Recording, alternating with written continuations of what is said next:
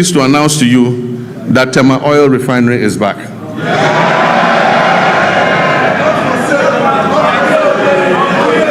The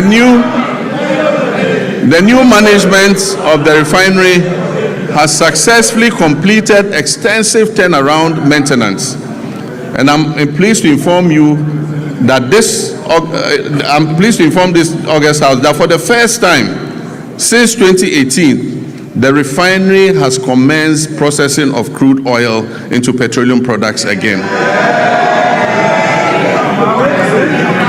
So, Mr. Speaker, let me assure our countrymen and women that the energy sector reforms continue unabated. I remain fully committed to turning around the sector, strengthening its foundations, and ensuring reliable, affordable, and sustainable energy security for our nation. Mr. Speaker, agriculture remains central to our national renewal. Since January 2025, this administration has embarked on a decisive reset of Ghana's agricultural sector under our Agriculture for Economic Transformation agenda, with the Feed Ghana program serving as a flagship vehicle for implementation. Our objective is clear: to restore food sovereignty, stabilize food prices, reduce import dependence, increase decent jobs, especially for youth, and reposition agric as a strategic growth sector under our 24-hour economy policy. Mr. Speaker, as of January 2025, food inflation stood at 28.3%, following an unprecedented peak of 61% in January 2023. This situation placed severe pressure on households and undermined national stability. Today, food inflation has declined significantly to 4.9%, and this has provided relief to Ghanaian families and businesses. Mr. Speaker, this year we have committed 300 million Ghana cedis to the National Food Buffer Stock Company to mop up excess produce, to stabilize prices, and build a strategic national food buffer against emergencies, marking the first time Ghana has deliberately built a food reserve for national resilience. Over 413 institutions, from basic schools through to tertiary institutions, have been registered and are actively participating in the Feed Ghana program. Institutional farming is currently being undertaken by the Ghana Armed Forces, the Ghana Prison Service, the National Service Authority, basic and second cycle schools, public universities, and faith-based organizations, including churches and mosques. A key pillar of the Feed Ghana program is the home gardening initiative. Across the country, families are being encouraged to grow vegetables at home and in their communities to reduce food expenditure, improve household nutrition, and enhance food availability. The Feed Ghana program is also firmly anchored on irrigation for wealth creation. Government is deliberately shifting our agriculture from rain-fed dependence to irrigation-based farming to support year-round production and also strengthen our climate resilience. And so over the past months, processes have begun for the following interventions: the construction of 2 new mega dams, the rehabilitation of 8 existing irrigation dams, and the construction of 250 solar-powered boreholes for farming communities and schools across the Northern Belt and Brong-Ahafo regions. In addition, major irrigation schemes, including the Via, Weta, Tanoso, Bong, Ashaman, and Aveime, are undergoing rehabilitation, while new inland valleys covering over 1,300 hectares are being developed to expand rice production. Under the Global Agriculture and Food Security Program, we've launched a 20 million agro-input distribution project to strengthen food and nutrition security across the Northern Savannah Ecological Zone. This project is being implemented in 12 districts across 6 regions, with a target of 50,000 farming households, including 30,000 women and youth.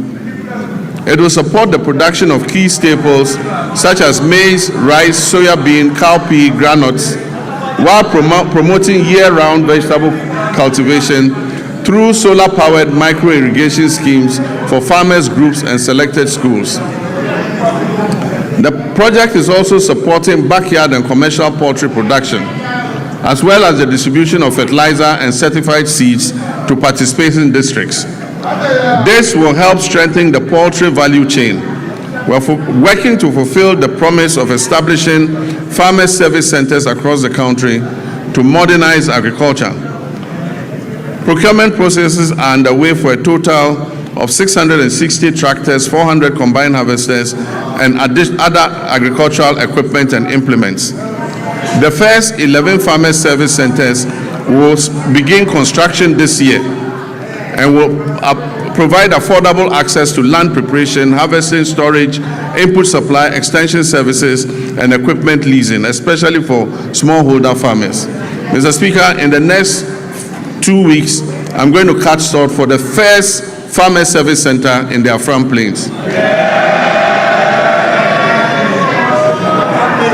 Mr. Speaker, agricultural extension remains the backbone of productivity, and to address the current gap between farmers and extension officers, 540 motorbikes have been procured to improve extension coverage. 150 of those bikes have already been distributed, and we're employing 400 Feed Ghana district coordinators nationwide, while 10,000 young Ghanaians are being enrolled under a 4-year national service agripreneurial program with annual absorption into permanent employment.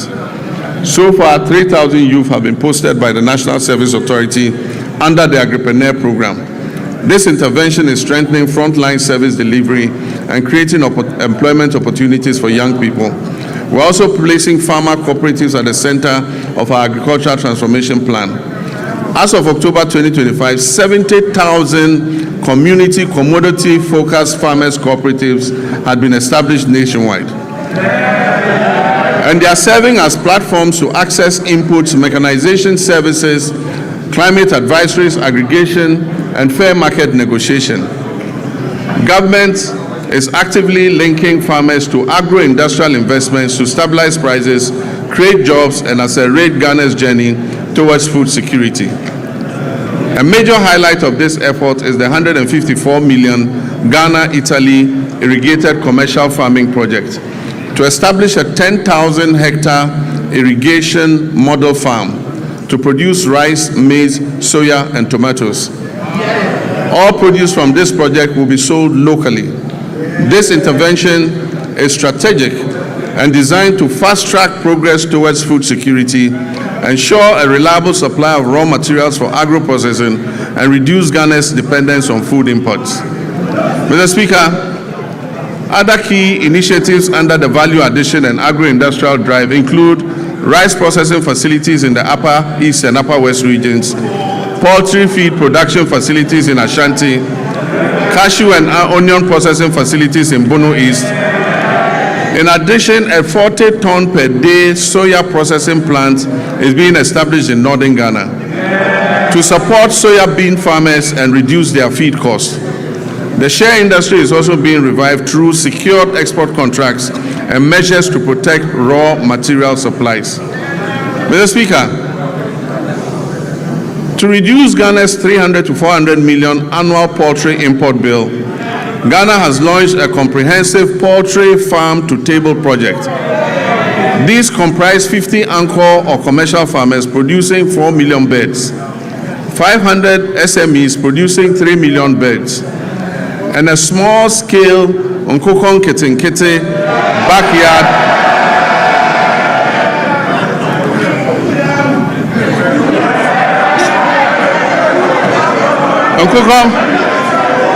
and a small-scale Nkokon Kitinkiti backyard poultry program that is targeting 3 million birds nationwide, with emphasis on women and young children.